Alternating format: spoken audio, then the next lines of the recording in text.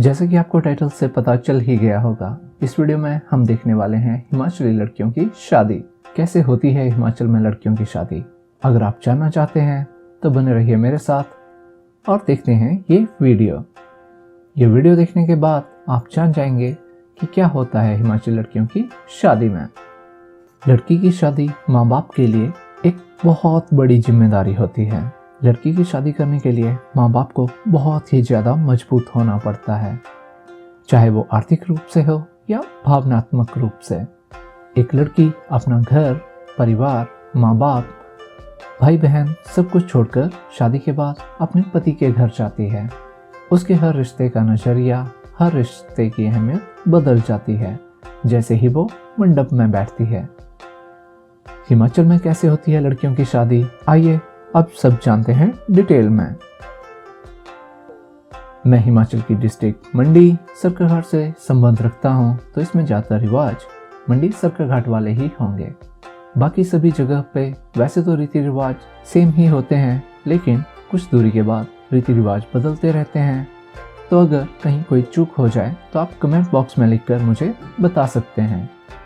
आप सभी के सुझाव आदरणीय हैं। अब लड़कियों की शादी की जो डिटेल मैं आपको बताने जा रहा हूँ वो अरेंज मैरिज से रिलेटेड है। अरेंज मैरिज में सबसे पहला काम होता है रिश्ता ढूंढना। आज के ज़माने में अच्छे रिश्ते ढूंढना बहुत ही ज़्यादा मुश्किल हो गया है। हिमाचल में जो रिश्ता लेकर आता है उसे रबारा कहा जाता है। अगर वो औरत है तो वो रबारी कहलाती है। रबारी या रबारा जब रिश्ता लेकर आते हैं तो सबसे पहले कुंडलियां मिलाई जाती हैं। अगर कुंडलियां आपस में मिल जाती हैं तो उसके बाद लड़का लड़की को मिलाकर रिश्ता पक्का कर लिया जाता है। अगला नंबर आता है एंगेजमेंट का, जिसे कि पहले शगुन पाना कहा जाता था। हिमाचल में अगर आप गाँव की बात करें तो शहरों का ज्यादा असर अभी भी नहीं हुआ है। हालांकि शहरों में थोड़ा मॉडर्न तरीके से पार्टी रख लेते हैं और शहरी तौर तरीके के अनुसार रस्में पूरी करते हैं। लेकिन इस वीडियो में मैं बात कर रहा हूँ गांव के माहौल की। गांव में एंगेजमेंट वाले दिन लड़की के पापा, भाई या फिर घर के प्रमुख लोग कुल पुरोहित को लेकर लड़के के घर जाते हैं। लड़के के घर में सबका आदर सत्कार किया जाता है और गांव वालों को भी भोजन कराया जाता है। दोनों परिवारों और पंडितों की आपसी सहमति के साथ शादी की तारीख भी तय हो जाती है। लड़के को शगुन में कपड़े, पैसे व अन्य सामान दिया जाता है। इसके बाद लड़की वाले अपने घर वापस पहुंचते हैं। उसी दिन लड़के वाले भी लड़की के घर शगुन देने पहुंचते हैं और लड़का, उसकी बहनें, नज़दीकी रिश्तेदार शगुन डालते हैं। वहीं पर रिंग सेरेमनी भी कराई जाती है।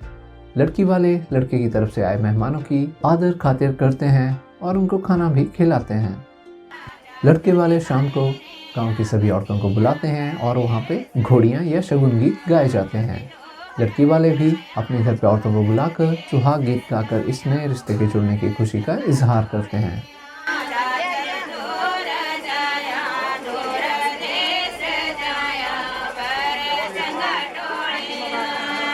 इसके बाद बात करते हैं शादी की तैयारी की।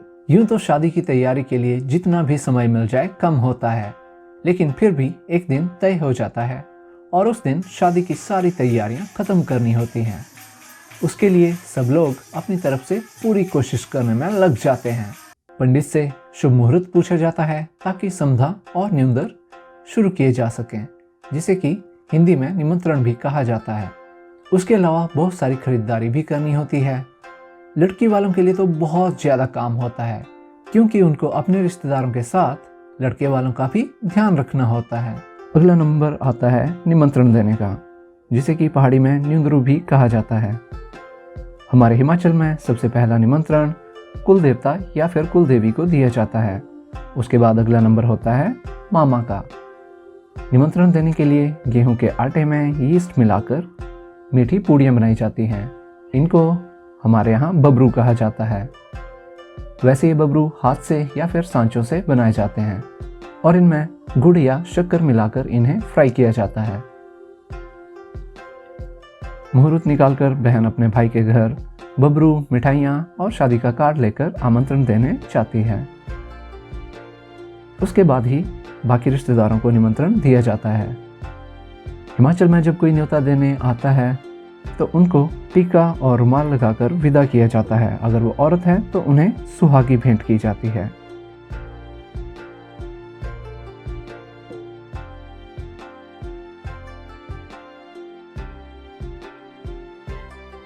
ये तो हो गई शादी की तैयारियां। अब बात करते हैं शादी की रस्मों की।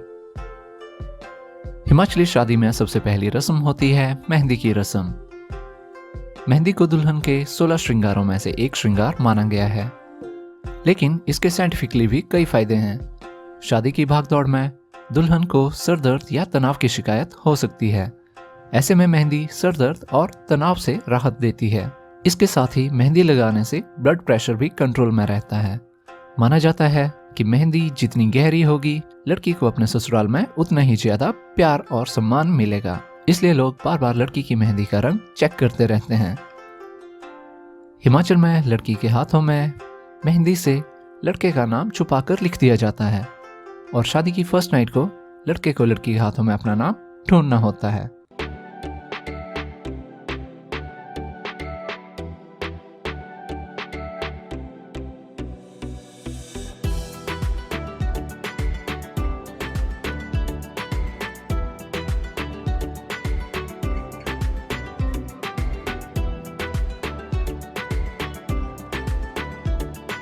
मेहंदी के बाद अगला नंबर आता है लेडीज संगीत का, जिसे कि आजकल डीजे नाइट भी कहा जाता है।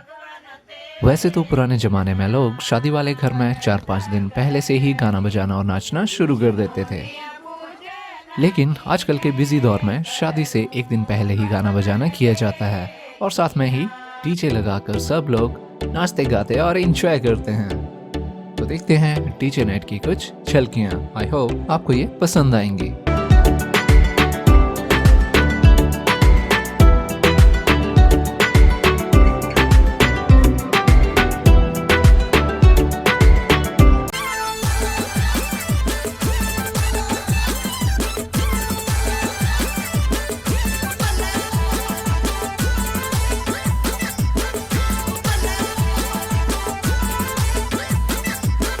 डीजे नाइट के बाद अगली रस्म होती है हल्दी की रस्म।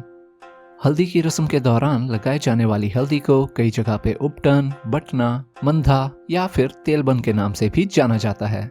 हल्दी बनाने का तरीका हर जगह पे अलग अलग होता है।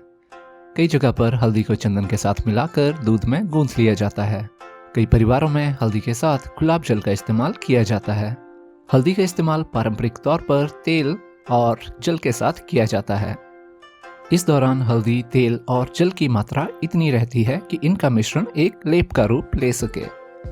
वैसे तो आजकल बने बनाए उपटन भी मार्केट में अवेलेबल हैं, लेकिन पारंपरिक तौर पर ताजी हल्दी को कुंवारी कन्याओं द्वारा कुंडी सोटे से पिसवाया जाता है और उसका लेप होने वाली दुल्हन को लगाया जाता है।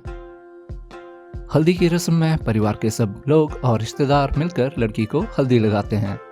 इस दिन ज्यादातर पीले कपड़े पहने जाते हैं। हल्दी की रस्म के दिन लड़की के सर को काले कपड़े से ढका जाता है। माना जाता है कि यह काला रंग दुल्हन को बुरी नजरों से बचाता है। हल्दी की रस्म वाले दिन लड़की और उसके रिश्तेदार ज्यादातर पीले रंग के कपड़े पहनते हैं, क्योंकि पीले रंग को दोस्ती और नए रिश्तों की शुरुआत का प्रतीक माना जाता है। अगली रस्म होती है तेल श्रांति की, जिसे कि सांद भी कहा जाता है। उस समय मामा मामी अपने गांव वालों के साथ तोरण और बेद लेकर आते हैं। लड़की के मामा लड़की के लिए नथ, जिसे कि बेसर भी कहा जाता है, और सजने संवरने का सामान लेकर आते हैं। लड़की के लिए चूड़ा भी लड़की के मामा ही लेकर आते हैं, जिसे लड़की शादी के 1 साल तक पहन के रखती है। तेल शांति की रस्म में लड़की के बालों में लड़की के परिवार और रिश्तेदारों द्वारा 3 बार तेल लगाया जाता है।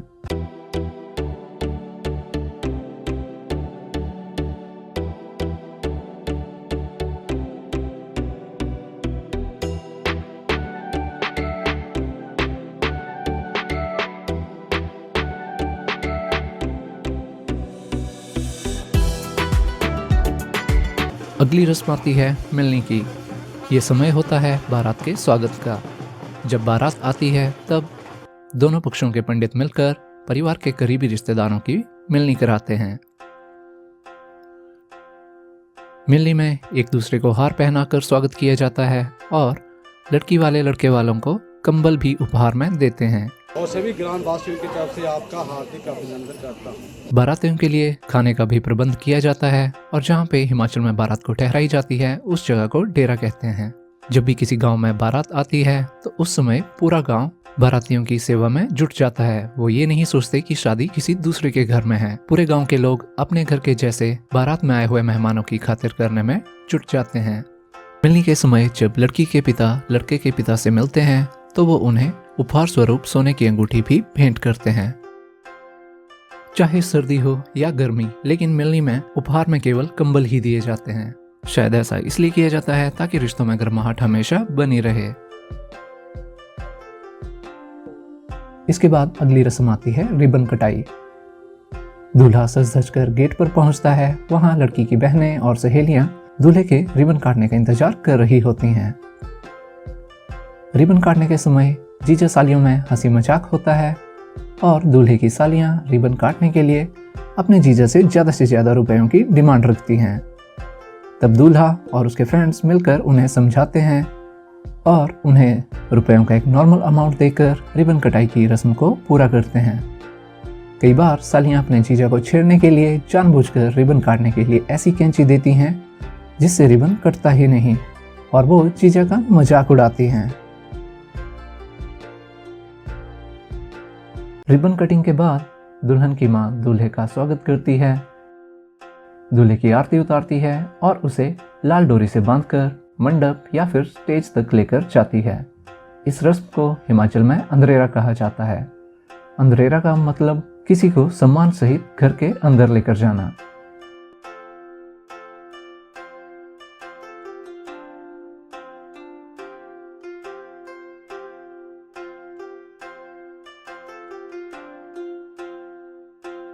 इसके बाद शुभ मुहूर्त में दुल्हन को स्टेज पर या फिर मंडप में बुलाया जाता है। दुल्हन को उसके भाई और नजदीकी रिश्तेदार लाल कलर की चुनरी के नीचे लेकर स्टेज तक आते हैं और वहीं पर जयमाला भी करवाई जाती है, जिसे कि वरमाला भी कहते हैं। वरमाला का चलन हिंदू धर्म में सदियों पुराना है।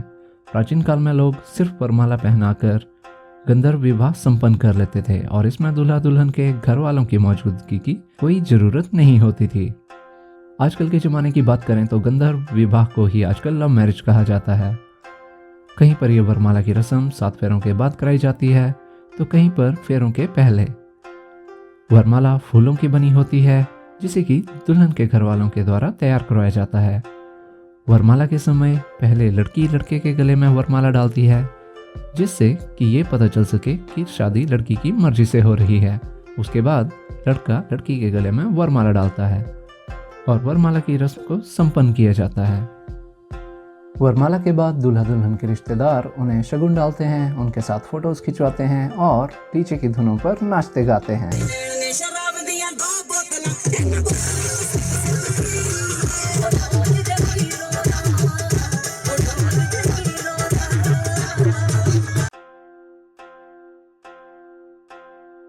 इसके बाद बारी आती है 7 फेरे और 7 वचनों की। दोनों तरफ के मुख्य अतिथि, दूल्हा दुल्हन के नजदीकी रिश्तेदार सभी मंडप में आकर बैठ जाते हैं और शुरू करवाते हैं सप्तपदी 7 वचन और 7 फेरे।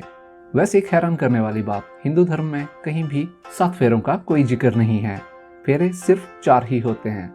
7 फेरे बस बॉलीवुड की देन है। फिल्मों की देखा देखी में आजकल लोग 7 फेरे लेने लगे हैं, लेकिन अगर वैदिक सूत्रों को पढ़ा जाए तो उसमें अग्नि के 4 फेरों का ही वर्णन आता है। गुलशन खिले और खिले गुलदस्ते। शुभ शिक्षा पढ़ने से पहले आप सबको मेरी नमस्ते। 7 फेरों और कन्यादान के बाद अगली रस्म आती है शुभ शिक्षा की। शुभ शिक्षा लड़की की छोटी बहन द्वारा उस समय पढ़ी जाती है जब लड़की की विदाई का समय होता है और बाराती खाना खा रहे होते हैं।